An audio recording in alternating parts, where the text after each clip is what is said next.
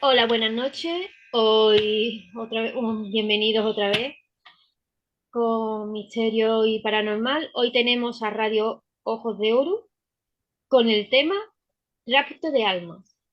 ¿Qué puedes decirnos de ese tema? Bueno, Inma, muchas Sí. gracias por invitarme a tu programa desde el corazón. La verdad, a mí me llamó la atención, porque fíjate, hablando desde el corazón, realmente creo que es fundamental hablar de estos temas con una base desde el corazón, porque en el momento en el que hablamos de ciertos temas con la mente, empieza la distorsión.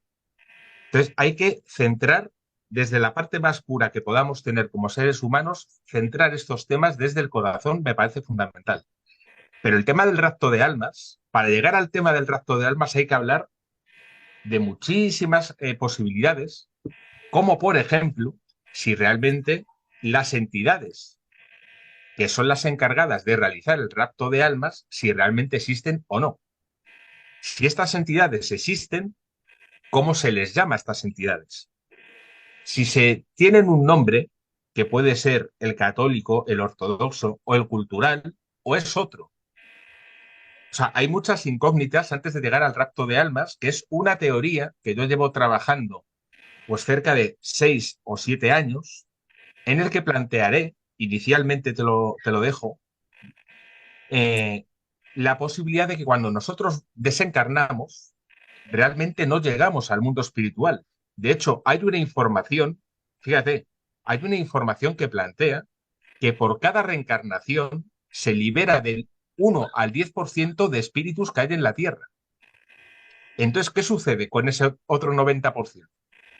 Llegan al mundo espiritual, se liberan o quedan en una especie de limbo, en una especie de stand-by, en el que pueden ser engañados, pueden ser manipulados y pueden ser raptados, automáticamente vueltos a reencarnar en la Tierra para servir de energía, para servir de mano de obra, para servir de utilidad a otro tipo de seres.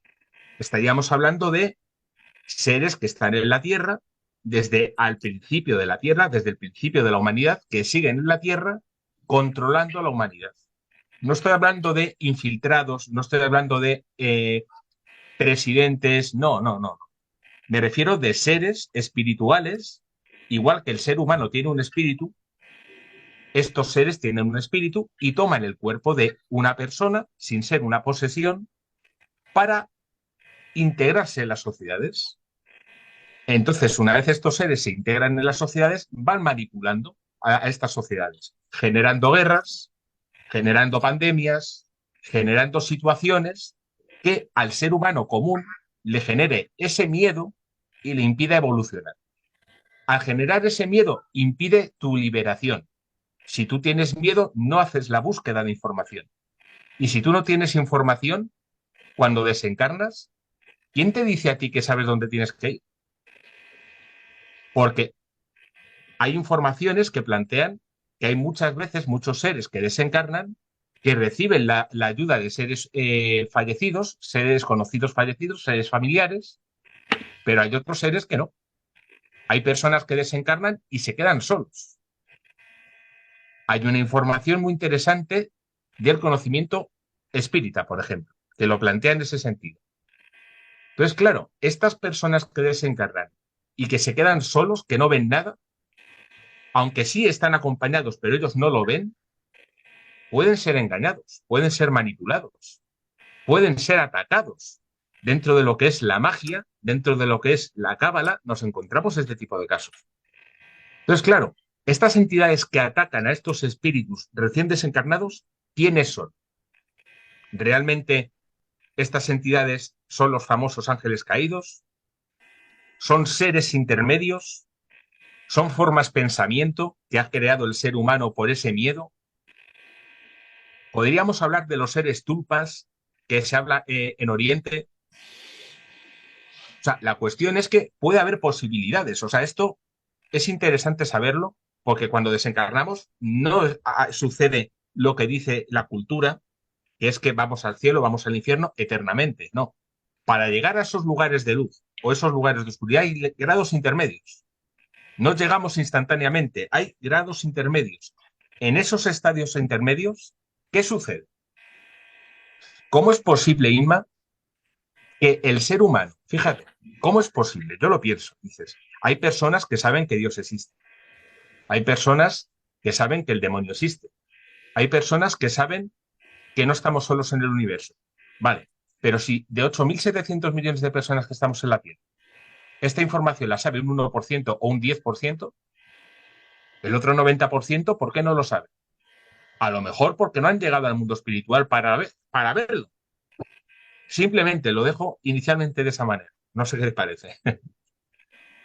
Porque a lo mejor no tratan de buscar lo que se han acomodado a esta vida que es rara, por así decirlo, como si fuese una televisión en sí, en esta vida. Hay que tener en cuenta que la teoría de la Matrix Ujú. surge de personas que desencarnan, que son raptadas y llevadas a un lugar y que desde ese lugar son cogidas y vueltas a meter en un cuerpo, pero en ningún momento se liberan. La teoría de la Matrix viene de ahí. De hecho, lo vemos en la última película de Matrix, creo que aparece, pero viene muy bien planteado en esa línea. Cuando un ser se libera, desaparece de ese compendio de raptos, y cuando otros seres no se liberan, son recogidos y llevados. Es decir, cuando a mí me interesa, le cojo de ese lugar y le reencarno. Le vuelvo a dar una estructura, pero no le libero. Ese ser está condenado, entre comillas, a vivir continuamente un bucle, partiendo de la base de que este bucle, queridos amigos, evidentemente, existe en algunas culturas como la rueda de Samsara, la rueda de reencarnaciones. Entonces, claro, yo me pregunto, ¿esta rueda de reencarnaciones depende de la evolución de la persona? Si tú, evidentemente, evolucionas mucho, saldrás de esa rueda de reencarnaciones antes, ¿vale? Pero hay una cuestión que a mí siempre me ha planteado dudas. ¿Cómo es posible que haya personas en la Tierra, en este caso, con esa diferencia de evolución tan grande? Es una diferencia muy grande de evolución. Entonces, sí, la Tierra es un lugar de expiación y pruebas. Estamos de acuerdo con ello.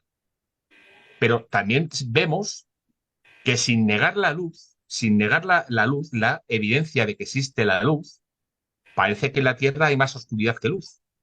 Parece, o es más evidente, digamos de esa manera. Pero llama la atención que en la Tierra hay un compendio muy grande de espíritus muy diferentes, cuando en teoría todos los que estamos en la Tierra tenemos una evolución similar, porque la Tierra tiene una vibración similar, pero hay una diferencia muy grande. Entonces yo parto de la base de que hay ciertos espíritus aquí en la Tierra que vienen para intentar ayudar al despertar de la gran masa. Pero es que esa gran masa está dormida porque no ha podido despertar. Si no ha podido despertar, puede ser porque estén raptados, porque sean unos incapaces y no se pregunten nada, que también puede ser, pero no sé qué te parecerá, pero yo creo que la evolución va demasiado lenta y pasan cientos de años y volvemos a situaciones del pasado y parece que no hay evolución. Eso me llama la atención. ¿A qué entidades no les interesa que el ser humano evolucione? Que siga atascado. Porque yo creo que si hacemos una encuesta aquí ahora mismo y preguntamos, el 99% de las personas dirán, ay, yo quiero liberarme, ay, yo quiero despertar, ay, yo quiero entender. Seguro, seguro. Pero cuando muchas personas empiezan el camino del autoconocimiento, empiezan a ver ciertas verdades que parece que esas personas pueden comprender, pero en un momento dado dicen, uff, mejor me quedo como estoy porque esta verdad o esta información me supera. Entonces, el problema que tiene esto, Inma, es que cuando investigas, estas entidades, de las que hablaremos después, estas entidades te ven y tú las ves. Y en el momento en el que existe esa complicidad, esa compenetración, ya no hay vuelta atrás. Entonces, el ser humano es muy valiente y es muy cobarde a la vez. Es una dualidad muy interesante, ¿sabes? Es que deberíamos de ser valientes, de no tener miedo, pero lo tenemos. Tenemos miedo a esa información. A ver, por ejemplo, si yo te pregunto a ti, como persona, ¿tú tienes miedo a realmente conocer al demonio, al diablo? No, No cultural, sino a la entidad. no, no, no tengo ¿Por miedo, qué? porque no, no, a ver, ni creo ni dejo de creer, porque Ese es el como, problema, ¿lo ves, no? Justo. exacto, ni creo ni dejo de creer. ¿Por qué? Porque como no lo he visto, no es ser lo que es, Bueno, eso de que no lo has visto, bueno, no lo entre habrás comillas, visto, a lo mejor espiritualmente sí, seguro. pero la ley del olvido famosa, que en algún programa yo he planteado, impide que recuerdes lo que has visto en el mundo espiritual. Entonces, de manera intuitiva, muchas personas sabemos que hay ciertas realidades que en el mundo consciente no recordamos porque se nos impide recordarlo, se nos borra la mente y no quieren que lo recordemos. Es curioso, pero esto sucede. Esto sucede. Yo, por ejemplo, en el estudio que he hecho, existe el tema de los nombres del diablo, del demonio. Hay muchos nombres según las culturas, pero es que yo creo que para entender realmente a lo que estamos enfrentándonos, a entender realmente la utilidad y la labor que hace esta entidad, hay que entender realmente cómo se le puede llamar o qué características tiene cada nombre, porque en función de la cultura, el catolicismo, por ejemplo, en la Biblia, no unifica Lucifer y Satanás como la misma entidad, pero la cultura, a pie de calle, muchas personas creen que es la misma entidad. Es un error, totalmente.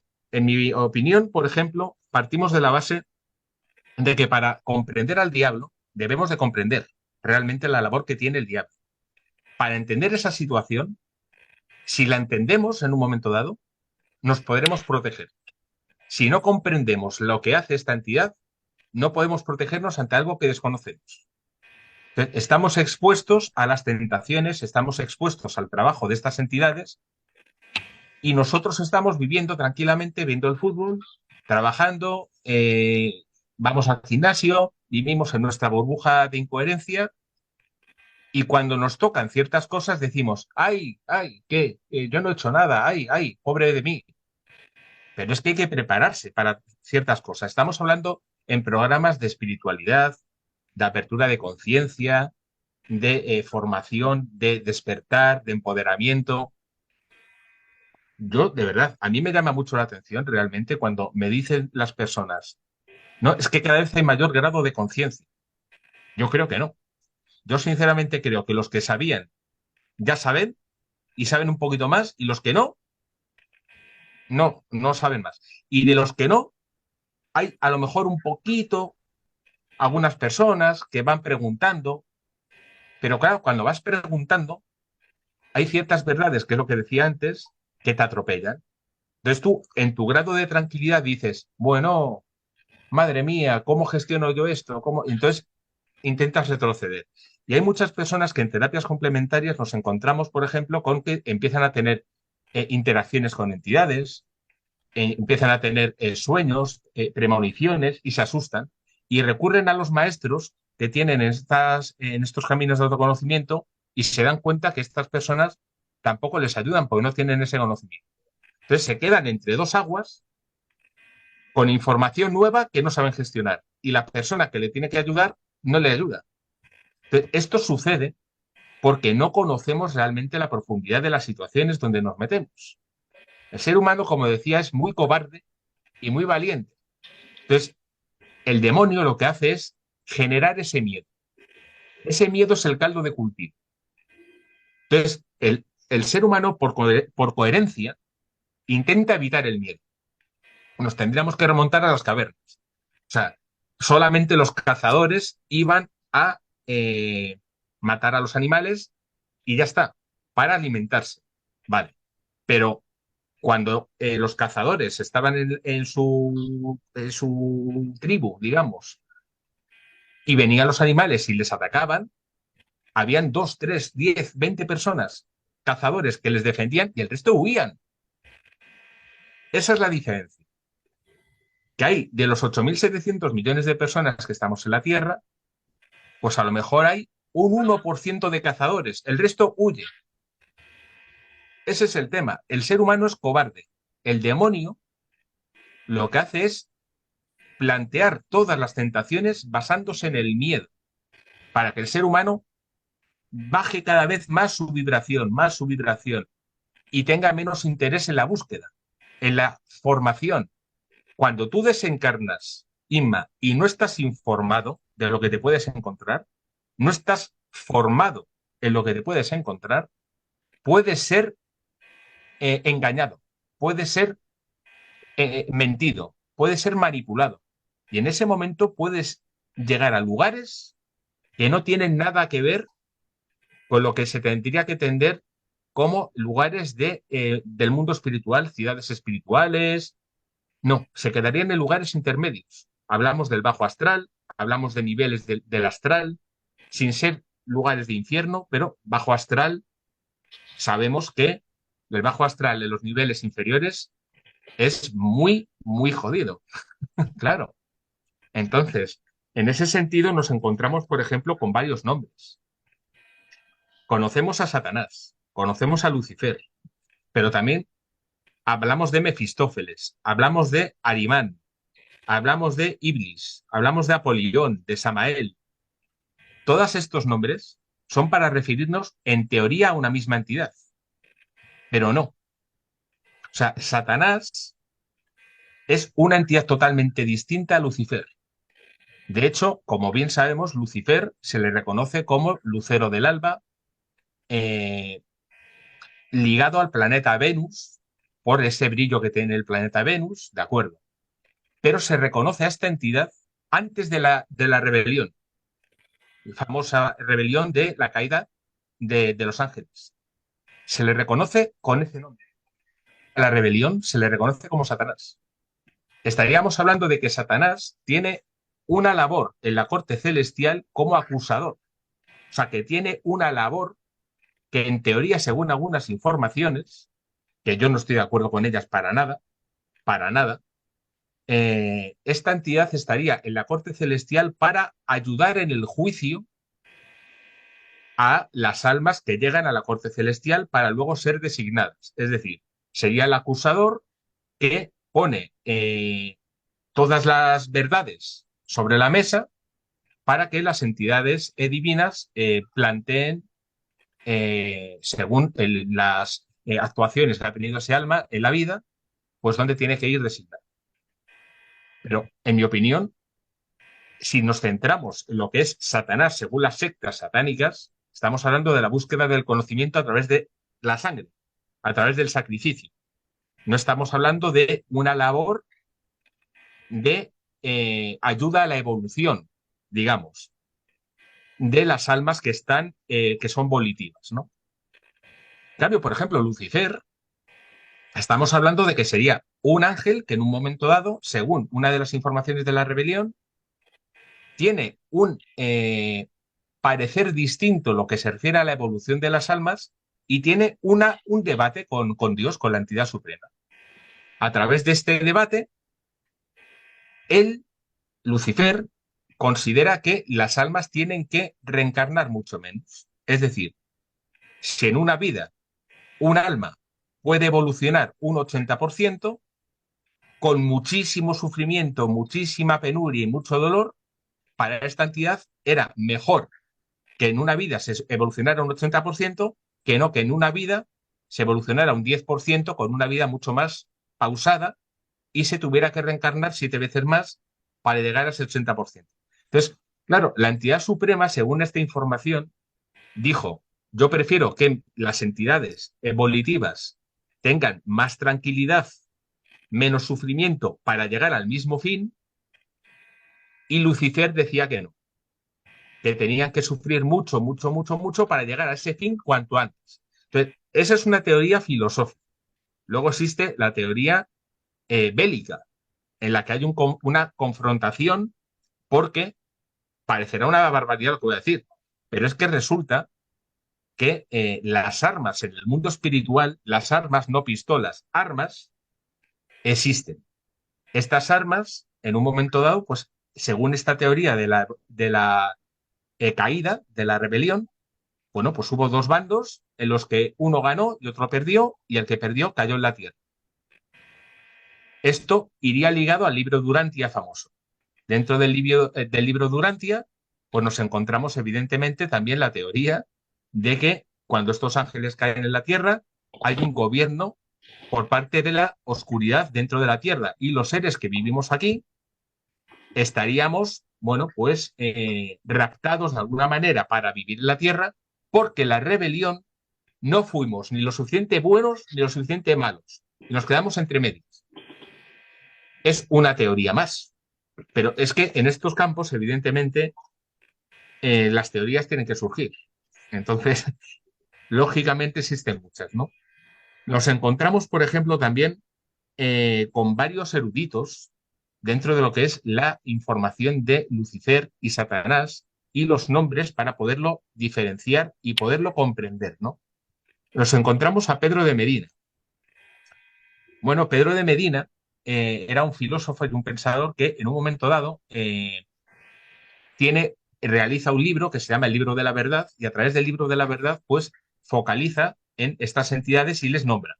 Y a través de estos nombres, bueno, pues nos encontramos con tres características principalmente en los que, por ejemplo, Pedro de Medina habla del demonio, del diablo y de Satán, pero no habla de Lucifer, no habla del dragón, no habla de la serpiente, no habla de estas entidades.